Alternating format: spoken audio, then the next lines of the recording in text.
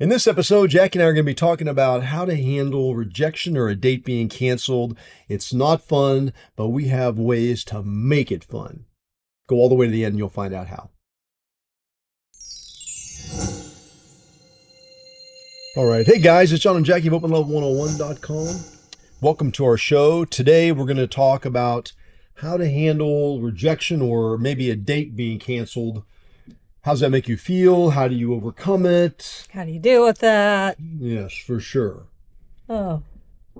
Before we get started, though, please sign up for our email list at openlove101.com, and we will be sure to send you information about our upcoming videos and blogs. Mm-hmm. Or you could join our Open Love 101 Plus membership. And that way you get kind of behind the scenes looks at our videos. You can join our coffee time with us once a week. And then every other week I have a book club, which is super fun. And who knows, we might have some other fun stuff. All right, so let's jump into this topic today. This stemmed from actually one of our coffee times. One of our coffee time. One of our members on there had a date cancel. Yeah. And which I can relate to really well. It's happened to me many, many times in my single life dating and also now in my married dating life. And, we want to jump to conclusions sometimes as to why someone canceled and think it's more about us than maybe it is just about life happening to them. Mm-hmm. And I've seen other people go down that path as well, and it's not a very good place to be when you start thinking that it's about something within me that's causing this person to cancel. Yeah. Especially when it's a first or second date.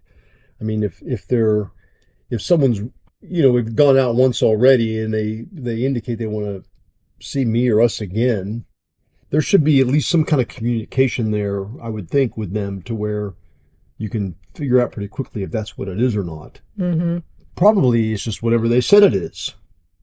Things happen. I mean, I've had to cancel meetings or dates or whatever it is, and it's been a legitimate reason for it. I mean, maybe they are getting cold feet, especially if it's a sexual date. Maybe something's going on in their life that they don't feel comfortable having sex that particular night. I mean, it could be so many, and then they're not willing to share it with you. Right. And what I found with myself, I can sit there and look at all these reasons in my head. Like I just get a text, sorry, I can't make it tonight. Yeah. And they don't give me a reason, so I'm wondering why. And I'll run these little scenarios through my head. And that's not really a good place to be. I mean, I just need to just accept it. They said no. That's right. Find something else to do. Spend time with you. Work, whatever it is. But to really ponder and make them out as being a bad person, like, I can't believe that they rejected me. That's not a good place to be, especially you may find out that it was a waste of time thinking that way because whatever they said was true and you end up rescheduling. Right. So, my response to a text like that would be, oh, I'm sorry to hear that you can't make it tonight. Is there another night we can, reschedule? And try and work something out that way. Yeah. Well, and I think too, you're still dealing with people, and sometimes it's hard to come up with the words to say no. They just saying, no, I don't want to go in now. Now I've changed my mind. That while that may be the most honest response. I think sometimes too people, they don't want to say that. Right. I mean, it sounds too, I don't know, crass or cold or, even though it's like the honest reason, and that's why sometimes us not reading too much into it kind of becomes a good way to handle it. Just allow those people to say no. Mm-hmm. And then, like, especially if it's somebody that you've just met or, there's no investment involved yet. So you're not really out anything because nothing's happened. Right. like you said, it just gives you an opportunity to do something different. Now, if you're new to the lifestyle and you're making these plans and someone, says no or backs out, you can process it a little different. You're like, you've taken all this time and worked up all this bravery and courage to step out of your, safety zone, and you're going to try this thing out, and you're all excited and you've been anticipating it, and you're in your closet 47,000 times trying to figure out what you're going to wear and what are you guys going to do and what are you going to talk about and what's going to happen. And you're finally doing this. And then all of a sudden it's just like, and you're like, what the heck? I was all amped up to go do this thing, and now they've said no. Why would they do that? I mean, I was so excited. It's like, well, those people don't know that. That's you. That's you being excited. Mm-hmm. Celebrate the fact that you had the bravery to make the date. Yeah. You're one step closer. And it's those kinds of things are just like any dating experience. It's kind of a numbers game. Some people are going to want to go out on the date. Some people are going to want to go out on the date until it comes date time. And then they're like, maybe I've changed my mind. Or like you said, maybe some kind of life thing has come up. Really, the reasoning doesn't matter. That's the reason they just don't want to go. That's so it's not. Or maybe they do want to go, they just can't. Or they just can't. It's just either way, you should find out. I would think if I want to go, but I can't, I would say that. Yes. If I don't, I'm going to probably be kind of brief. And vague. Like, I'm sorry, I just can't go this evening. Yeah. But sometimes I have been, sometimes the response is more, I really like you, I enjoy you, but I like you in this capacity. Mm-hmm. I'm not really ready to take anything to the next level. I think sometimes we can explain ourselves in a way that lets the other person know it's not them. It's more about where I am in my journey. And I think that's okay too. I think the bottom line is to feel good about our response with other people. I know most of us, we don't want to feel like we've been rejected, and, cancellation can be kind of a difficult space to be in, especially if we have ourselves kind of excited and have an expectation of what's going to be happening. But these are lessons as well. These are lessons to us about how we handle that when it comes our turn. Yeah. I think that is important when something happens, when you get, a date gets canceled or you feel rejected. Look at what happened in that case and learn from it, and try not to do it to other people. Mm-hmm. If it becomes a situation where you're feeling uncomfortable about going out with somebody, or something comes up and you need to cancel, try and be understanding to how they're going to feel. Right. And me personally, I think it's better to be honest. I would rather hear from somebody like, I had a great time with you the other day, but, I've moved on with my life right now. I'm seeing somebody else. I can't see you now. Or, it was fun. I enjoyed it, but I've decided I don't want to see you again. Just let me know. Right.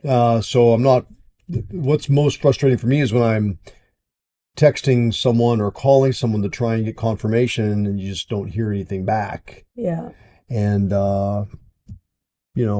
I hope I don't do that to anybody. And there may have been times where I've done it accidentally. I know I can have a bunch of text messages and I'm in the middle of something. I can't return this one, and it just gets buried. And then you forget. 2 days later. Yeah. And, I feel bad about that. It's not the kind of person I want to be.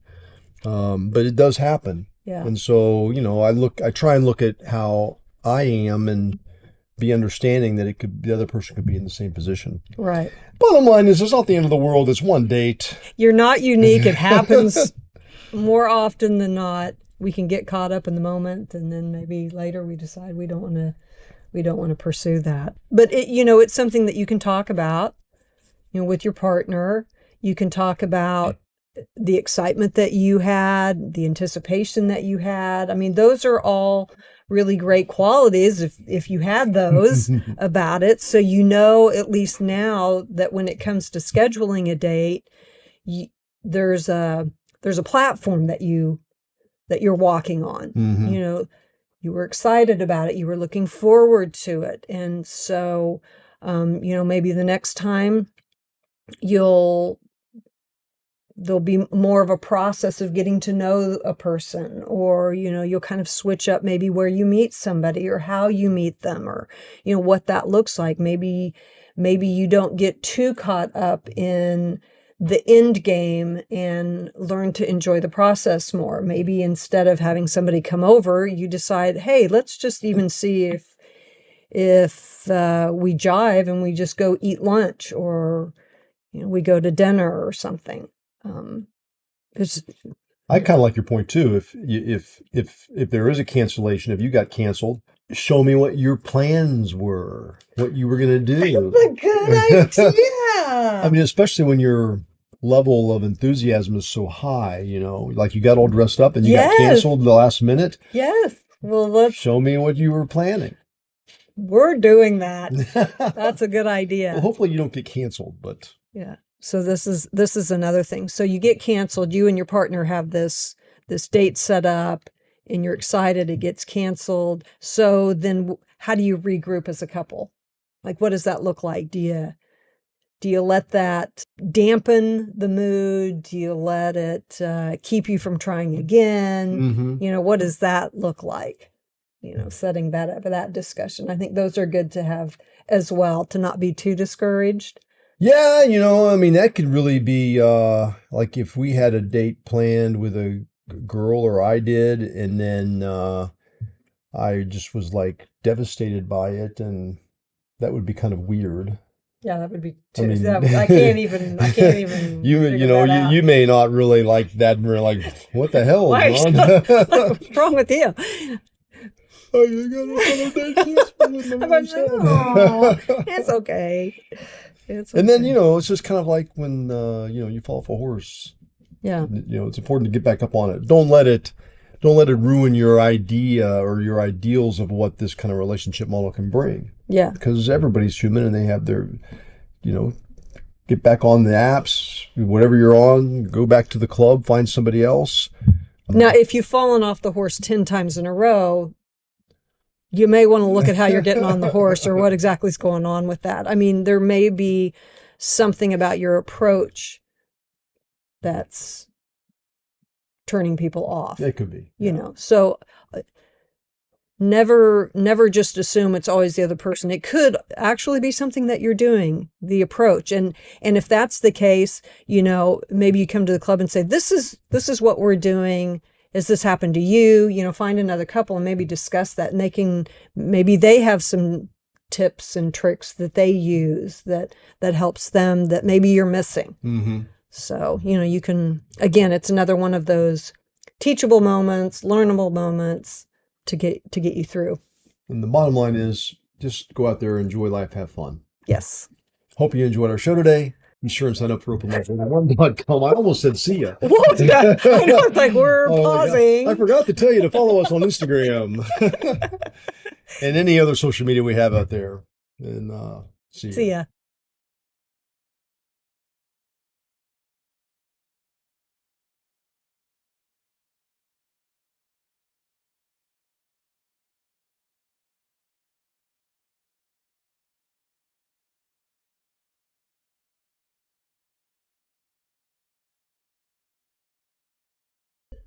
Great job, Jackie. And if you like that video, please click the button below. Subscribe to our YouTube channel. It'll give you plenty of more.